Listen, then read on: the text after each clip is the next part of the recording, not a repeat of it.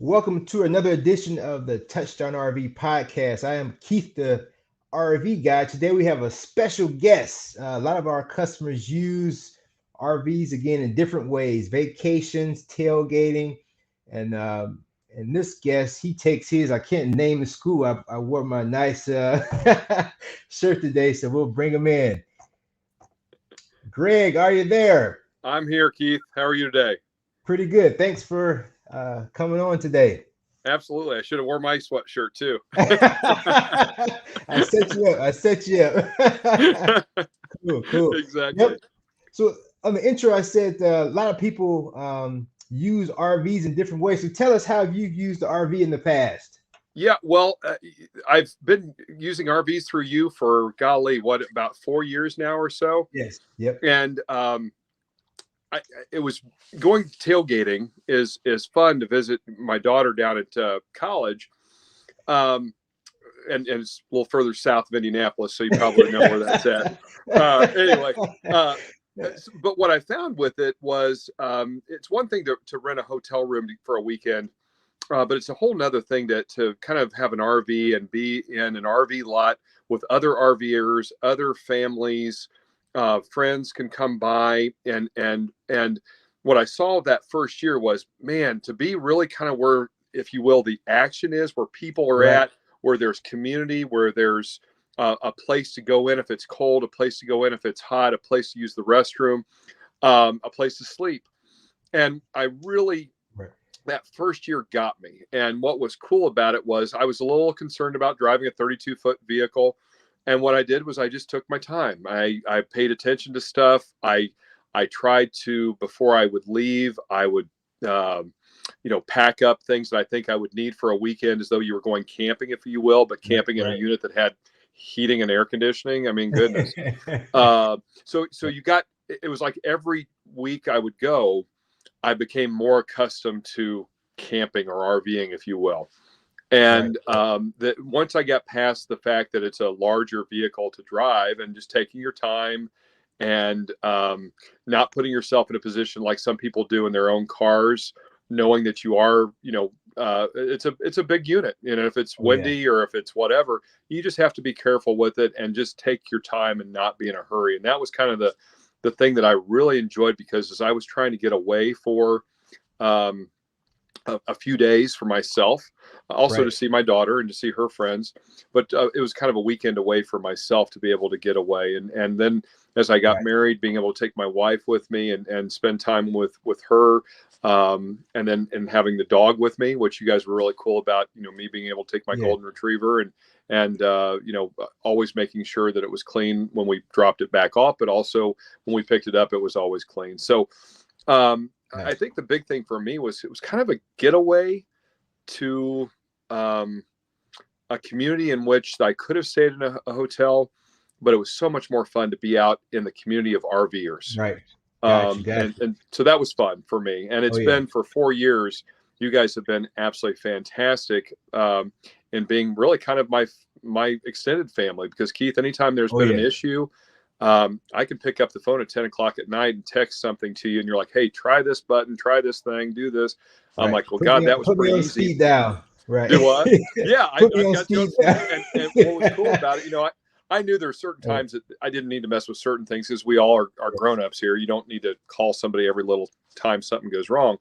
And things very rarely go wrong, but it's more of, how do I access a port, or how do I get this turned on manually, or whatever that may be. And it's that Right. communication piece that really separates what you guys do with, I'm assuming, anybody else out there that does this kind of stuff.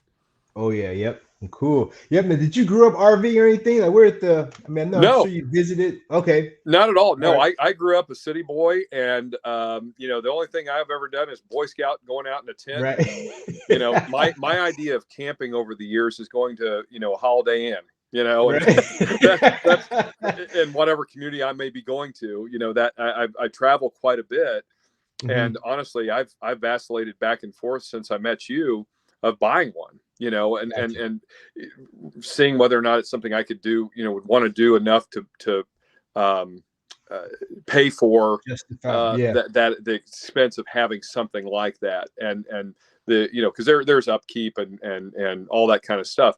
They are so much fun to travel with. You can pack everything in there and go. Right, right. Now, how do you plan out meals and things like that? Great question. So typically the first thing I ask is my daughter and her friends what they want us to bring. And for all of you that are in Right. central Indiana, you've heard of El Rodeo and all the El Reparo and all this. It's always Mexican food. We always got to take Mexican food down. So packing a lot of times is actually getting carry out, taking it, putting it into the fridge, and then reheating it up the next day. But inevitably, going to Bloomington, I can, in those RV lots at the campus, you can have pizza delivered to you. Uber will pick you up and take you places for dinner. But typically, we would take enough stuff to be able to make salads when we were hungry, or we would have, like in the morning, I would make eggs and bacon and sausage and things like that on a little grill, or we'd make it inside on the stove there in the RV, or microwave something. So a lot of times it was like, what do you feel like this weekend? And it's just kind of packing ahead. And every time we would pick up the unit from your place, we would stop by Kroger, stop by wherever on the way down and pick up all the supplies. So once we got to where we were set up, we had all the supplies. It's kind of like living out in the country. You stop by the store before you head back out, because it's going to be a heck of a trip to try to get back into town to get a gallon of milk or something. So over time, you learn what you need to take for that weekend, fruits and things like that. And you kind of prepare, but you also have your tubs, if you will, of the things that become things that you have to have: salt, pepper, utensils, some things that you grow accustomed to making sure that you take every weekend.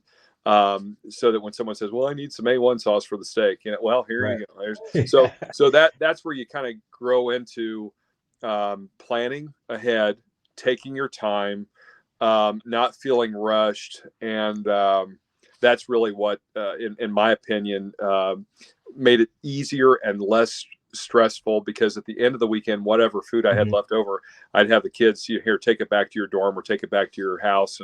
And that way I didn't have to worry about transporting extra things back home that I probably wouldn't need. Right. Now you use your RV in unique situations. You don't have any hookups. You don't have any power hookups, water hookups, sewer. So how do you balance, how many times you flush the toilet? Yeah, that's a great question. How many times you wash your hands? Yeah. Well, and it's funny. What do you guys call that? Dry camping or boon docking? Boon docking. So I learned this like last time I picked up the RV. Was it Steve, or I think was there? And he said, are you boon docking? And I'm like, yeah, what's that mean? but yeah, so what I found interesting enough is that when I'm taking a shower, I feel like I am out at a campground going, oh, I better be careful about how much water I use. I don't have a clue how much water's in those tanks.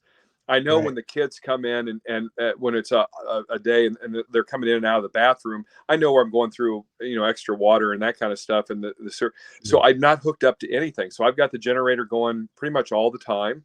And as far as the water goes, I'm just very cautious about making sure I only shower maybe once a day. And then of course, with my wife going along with me, we're both kind of cognizant of, number one, it takes a little while sometimes to get the water get hot. So, but once it does get hot, you're like, okay, we got to shower real quick. And it's kind of, it's like a camping experience, if you will. But we're probably, we're just worried sometimes we would run out of water. But honestly, when we're only out for a couple nights with it for a weekend, we're not going through that much. So. Nice. Well, good deal. Well, cool. I appreciate your time, Greg. Any last final thoughts? What will make somebody get over the hump? They're nervous about renting, about boondocking. Yeah. What would you tell them? I would just tell people, if you're hesitant, go try it. It's like anything in life. Go try it. And, you might like it, you might not. But I'll guarantee if you grab an RV and you go somewhere for a weekend or a week, you're going to absolutely love it. And you'll start doing what I do, which is vacillate back and forth whether I should buy one or not.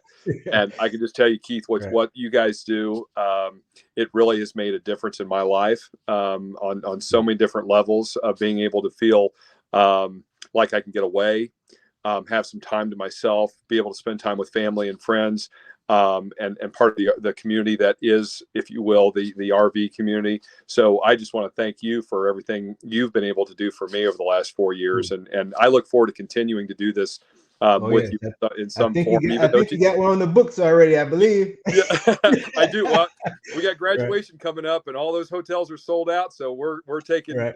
one of your RVs down, and looking forward to Nice. being able to do that. Cool. So thank you Yep, so yep. much. And we appreciate you being one of our best repeat customers. So we appreciate that. Well, Thanks, cool. Keith. Well, great. Thank you very much for your time. Absolutely, anytime. All right. See you. Thank you. Bye bye. Awesome. Another great interview with one of our repeat customers. Again, he different scenario. He usually takes it down to that other school down south. Boon Docking doesn't have any hookups. Doesn't have a campground. I think they usually park in the football stadium, I believe, around that area. So yep. So again, another great interview. If you have any questions, please feel free to reach out. touchdownrv.com, or feel free to give us a call, or you can always stop by. I call it, again, measuring for curtains. Come and sit on the couch and see how big and everything is, how small everything is in the RV. So thanks for watching. Talk to you soon.